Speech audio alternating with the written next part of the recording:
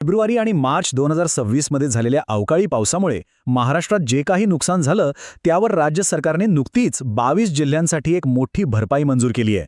आजच्या या विश्लेषणामध्ये आपण ह्या 166 कोटी रुपयांच्या निधीचं, त्याच्या वाटपाचं आणि जूनच्या पहिल्या आठवड्यापर्यंत मिळणाऱ्या मदतीचं सविस्तर चित्र समजून घेणार आहोत.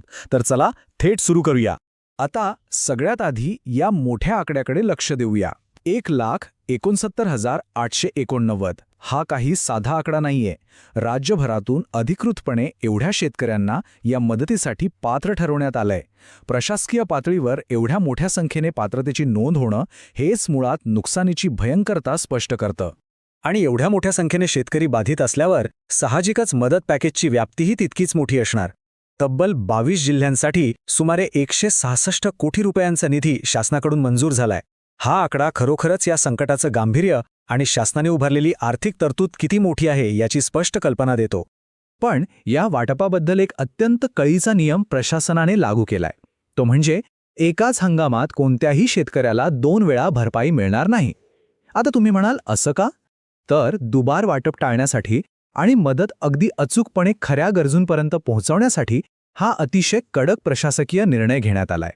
आता एक खरोखरच थक्क करणारी माहिती सांगतो. संपूर्ण राज्याच्या एका बाजूला आणि नाशिक विभागाच्या एका बाजूला अशी ही परिस्थिती आहे. उर्वरित संपूर्ण राज्यासाठी साधारण 20 कोटी 13 लाख रुपये मंजूर झालेत. पण एकट्या नाशिक विभागाला तब्बल 145 कोटी 87 लाख रुपयांची गरज भासलीय. यावरून नाशिक पट्ट्याला किती भयंकर फटका बसलाय याचा आपण अंदाज लावू शकतो. चला तर मग हा निधी नेमका कसा विभागला गेलाय ते सविस्तर पाहूया आणि सुरुवात अर्थातच सर्वाधिक नुकसान झालेल्या नाशिक विभागापासून करूया. इथे चित्र अगदी स्पष्ट आहे. केवळ नाशिक जिल्ह्यामध्येच 65,000हून अधिक शेतकऱ्यांना 73 कोटी 34 लाखांची मदत मिळणार आहे. त्याखालोखाल जळगावला 31 कोटी 14 लाख, अहिल्यानगरला 25 कोटी 20 लाख, धुळ्याला 15 कोटी 51 लाख आणि नंदुरबारला 66 लाख 57 हजार रुपये मिळणार आहेत. हा आकडाच सांगतोय की या भागात नुकसानीची तीव्रता किती जास्त होती. नाशिकनंतर आता आपला मोर्चा वळूया छत्रपती संभाजीनगर आणि पुणे विभागाकडे. इथे निधीचं वर्गीकरण कसं झालंय ते समजून घेणंही तितकंच महत्त्वाचं आहे. छत्रपती संभाजीनगर विभागाचा विचार केला तर इथे 7,322 शेतकऱ्यांसाठी एकूण 6 कोटी 68 लाख रुपयांचा निधी ठेवण्यात आलाय. या जालना आणि धाराशिव जिल्ह्यांना अनुक्रमे 2 कोटी 52 लाख आणि 1 कोटी 39 लाख असा मोठा वाटा मिळालाय. शिवाय हिंगोली, नांदेड आणि लातूर या जिल्ह्यांमध्येही नुकसानीच्या प्रमाणानुसार हा निधी विभागला गेलाय. आणि पुणे विभागात काय परिस्थिती आहे? तर इथे 11,000हून अधिक शेतकऱ्यांना 10 कोटी 52 लाख रुपये वितरित होणार आहेत. यात पुणे जिल्ह्याला 7 कोटी 13 लाख आणि सांगलीला 3 कोटी 38 लाख रुपये मंजूर झालेत. पण इथे एक गोष्ट नक्कीच खटकते.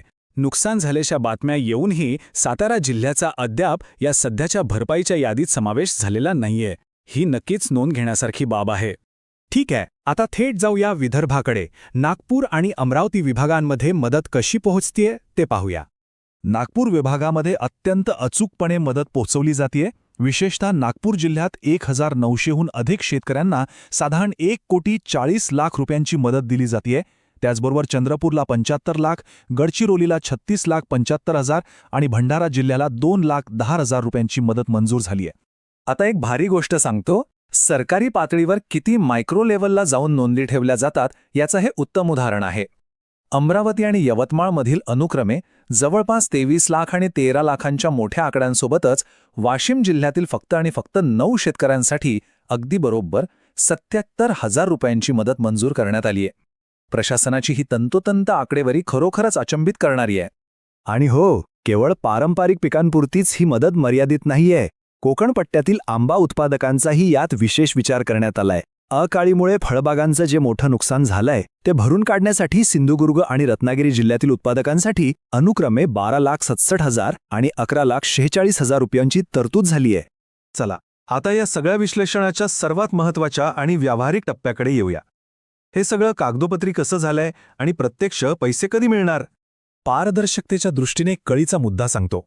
या संपूर्ण 166 कोटी रुपयांच्या मदत वाटपाला कायदेशीर आधार देणारे 2 महत्त्वाचे शासन निर्णय म्हणजेच GR आता निर्गमित झालेत आणि सर्वात महत्त्वाची गोष्ट म्हणजे हे दोन्ही निर्णय राज्याच्या अधिकृत maharashtra.gov.in या वेबसाईटवर सर्वांसाठी उपलब्ध आहेत, म्हणजे आपण स्वतः जाऊन ते पडताळून पाहू शकतो. आता हा मदतीचा प्रवास कसा आणि किती वेगाने होईल ते समजून घेऊ. 18 मे 2026ला हे शासन निर्णय निघाले आणि तिथून पुढे थेट जूनच्या पहिल्या आठवड्यापर्यंत ही मदत डायरेक्ट बेनिफिट ट्रान्सफर म्हणजेच DBTद्वारे थेट शेतकऱ्यांच्या बँक खात्यात जमा होईल. ही जलद प्रक्रिया शेतकऱ्यांना नक्कीच मोठा आणि वेळेवर दिलासा देईल यात शंका नाही. पण मित्रांनो, जसजसं हे मदत वाटपाचं काम पूर्ण होईल तसतसा एक अत्यंत गंभीर आणि भविष्याचा वेध घेणारा प्रश्न आपल्यासमोर उभा राहतो. फेब्रुवारी आणि मार्च महिन्यात वाढत जाणाऱ्या या अनपेक्षित आणि लहरी हवामानाचा सामना करण्यासाठी महाराष्ट्राच्या कृषी पायाभूत सुविधांमध्ये आपण दीर्घकालीन लवचिकता कशी निर्माण करणार आहोत, हा असा प्रश्न आहे ज्यावर नुसती चर्चा करून चालणार नाही, तर गांभीर्यानं तोडगा काढणं गरजेचं आहे. या प्रश्नावर नक्की विचार करा. आजच्या या विश्लेषणामध्ये आपण इथेच थांबूया.